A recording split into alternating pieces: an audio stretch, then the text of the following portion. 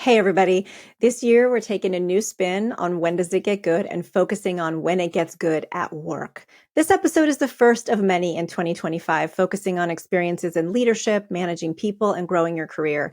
And today, we're looking at the act of asking for feedback. It's one thing to give feedback, but to get to our next level, we need to be able to receive it. And receiving it is an art, and it takes some guts and some practice.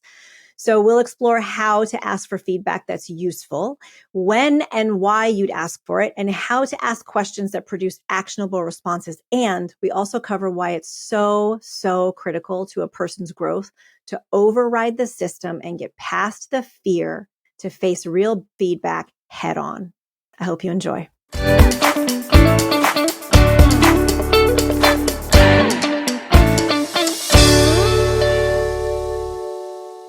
We talk about giving feedback all the time. It's one of the most common topics amongst folks who are in leadership development or who are people managers. And it is also one of the most common workshops that we lead at Boldness Ablaze Coaching.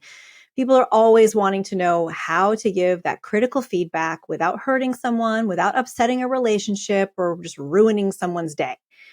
But this episode is about getting feedback.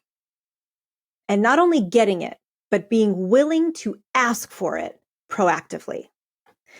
I will tell you that pretty much no one wants to give critical feedback if they're not asked. And many folks don't even want to give it if they are asked. You might work for a company that has peer-to-peer feedback as part of your performance reviews. And if you are, then I know that you know, and you know that I know that giving feedback, even when it's expected, can make you break out in hives and run screaming from the building. So most folks' relationships to feedback probably needs a little bit of work. And we walk around thinking that feedback is this horrible monster in a neon sign with a big old capital F. But I'm going to be super basic here and repeat what I say all the time. Feedback is a gift, and feedback is necessary. And feedback isn't optional if you're serious about getting better. I will say it again. Feedback is not optional if you are serious about getting better. So let's talk about how you, as a leader, as a peer, as a colleague, can start to ask for feedback. First, be specific. The key to any feedback, good feedback at least, is that it's actionable. You have to be able to apply it. And to apply it, you need to have specificity. So you, as the person getting the feedback, needs to be able to ask specific questions to get the feedback that will actually help you improve. The less specific the question, the less useful it becomes. You can't just ask someone, hey, can you let me know how I did? Or how did I do? You have to give them specificity so they know what they're giving you feedback on. And I know that this seems like a no-brainer when you're not in the feedback experience. But when we are actually asking someone for feedback, we're trying to minimize what we think will be painful about it. So we get kind of generic and general. We can't be generic and general if we want feedback that actually has value. Because if I ask you, hey, how did I do? I'm going to get a generic answer. Pretty good. Or I think you were great. But if I push you, hey, how compelling was my presentation? Where did I bring you in? Where did I lose you? Please tell me how clear my communication was in that meeting. What could I have done to make it clearer? Or how effectively am I managing you, team member? Do you feel included? How seen and heard do you feel? What am I not doing that could help you grow? Those are the kinds of questions that shape a specific feedback conversation. So you get feedback that's actionable and actually helps you get better. Look, as a high performer, which you are and I am, you're always going to probably get, oh, you were awesome if you ask somebody for feedback. And that's because it takes effort and thought to provide meaningful feedback to someone. And most people, they're just busy thinking about themselves, or they don't want to hurt your feelings. So help them help you by asking specific and clear questions. Otherwise, just prepare for milquetoast feedback that gets you nowhere further than where you already are. So that's the first thing about asking for feedback, is to be specific in your questions. The next important thing is timing. It is best to ask for feedback as soon as possible. And you can really leverage timing by preparing someone to give you feedback on something that hasn't yet happened. An example. Let's say you're leading a meeting. There's a bunch of senior or executive leaders in the room. Maybe you're presenting some sort of debrief or new information and you want to get their buy-in.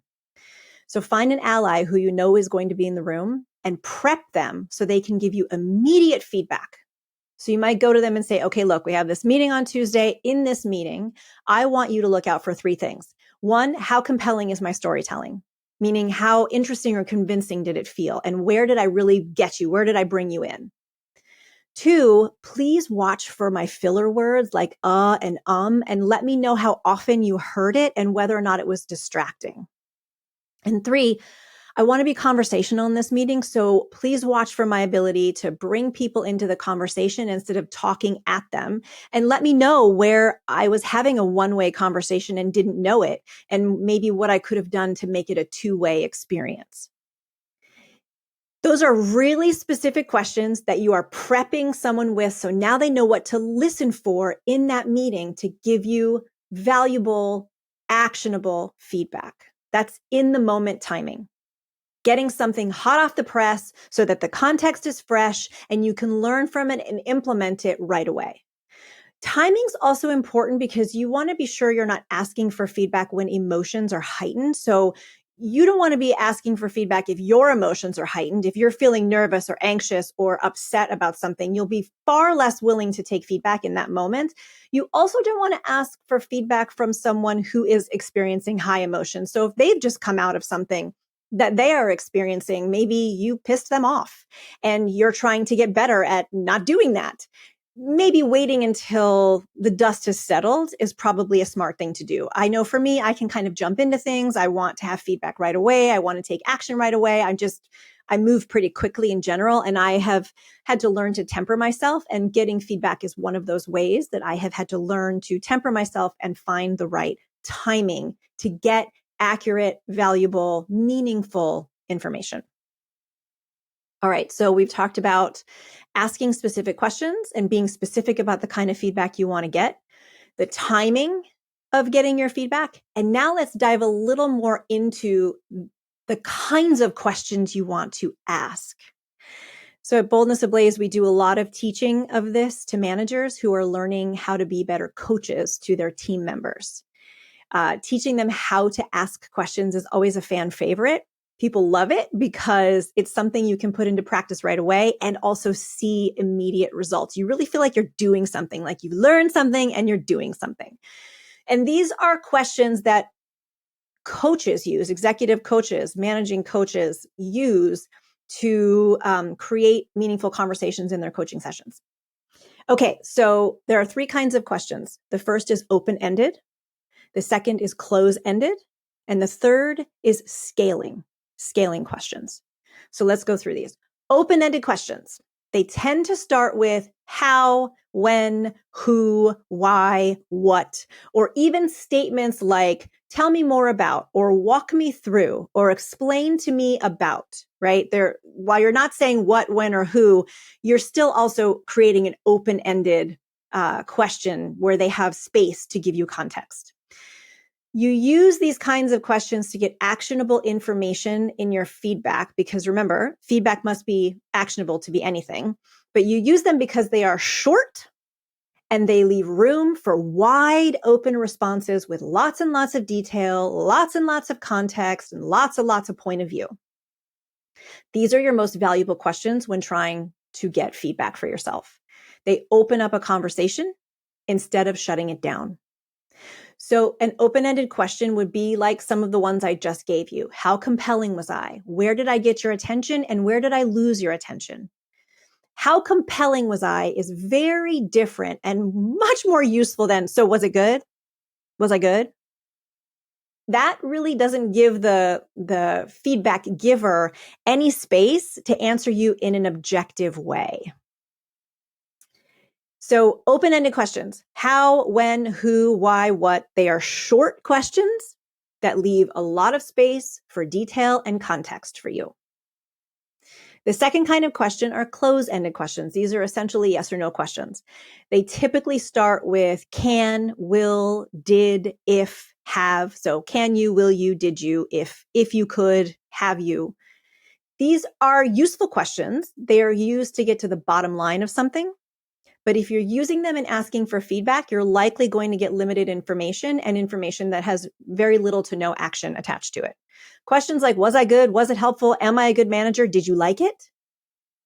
Those questions give you nothing but subjective responses that are short with no additional information and nothing to learn from.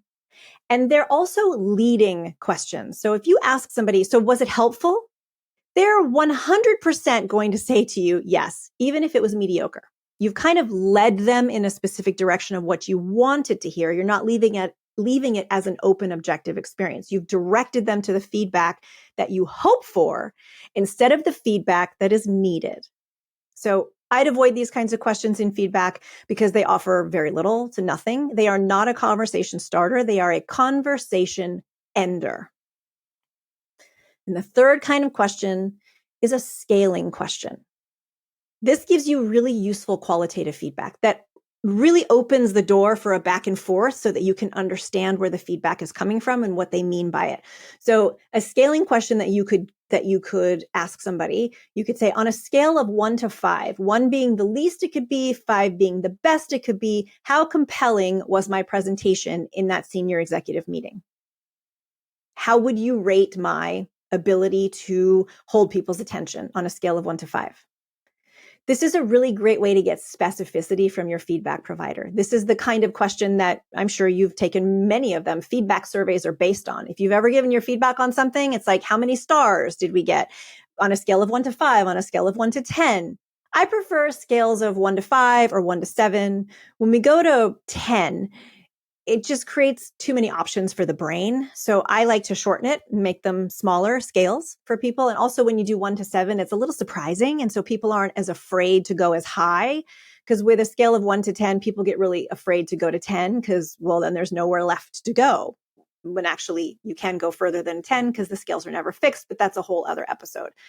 Okay, so scaling questions are the kinds of questions you have seen on feedback surveys. We get a lot of scaling question feedback on surveys where we are asking about the workshops that we've delivered, the training sessions that we've delivered. So if you ask someone to rate you on specific behaviors or effectiveness of specific behaviors, like being compelling, engaging, informative, they're going to give you a number. And then your next question as the feedback receiver is to say, what could I have done to take it up 1 point? So if you got a 3 or even a 4, you could say, what would I need to do to get it to a 5?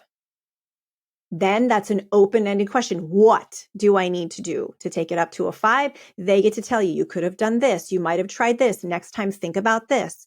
So you get more context, more ideas, not only about what to do, but how to think about it. Which leads me to my next point. Here's why asking for feedback is so damn important. Without feedback, you're just guessing at your growth. Your next breakthrough, your next jump in your career is hiding inside the feedback that you are too afraid to ask for. If you are busy protecting your feelings or protecting some sort of story that you have to be perfect, then you are 100% shortchanging yourself. And if you think you don't need feedback, you're wrong. Even the best of the best need feedback because there is no pinnacle to anything. There's no getting there. There's always room for more, better, higher quality work. And getting feedback isn't just about doing something better. Getting feedback also changes how you think and who you're being while you do it. You might be an amazing project manager because you stay on time and on budget every time. But if you are a rip-roaring stress case during the experience, you are not winning. Getting feedback is a way to improve how you think and who you are being in the experience of what you do. Repetition of a skill like presenting or interviewing skills or coaching definitely helps you improve. Repetition will help you to improve, but it helps you improve the doing of something. It does not expand your context of the impact you're making through the doing. Having someone reflect back to you on how you're doing it, how effective you are, how crisp and clear and concise you were, how engaging, how efficient, having those kinds of reflections compels you not only to do something differently, but also to think about it differently and be different while you do it. We are obsessed with growth mindset. Like it's everywhere. Growth mindset, getting better, a work in progress. I'm changing, I'm growing, I'm transforming. But you cannot do any of those things without getting feedback. And the person who's willing and courageous to say, hey, I'd love to get your feedback on how I'm doing will eventually and always blow past the person who isn't asking for it. So if you are serious about rising, if you're serious about getting more proficient, if you're serious about feeling more confident in front of large groups, if you're serious about feeling more confident in having hard conversations with peers or team members, if you want to be that subject matter expert or you want to own a business one day, you'd better cozy up to feedback and start asking for it. It is the only way you will get better. So that's all for now. Thanks for listening. I'm so excited to have started this new pathway for When Does It Get Good with When Does It Get Good at Work. We will be back in 2 weeks with another episode. And until then, take good care of yourselves, lots of love and big energy. See you soon.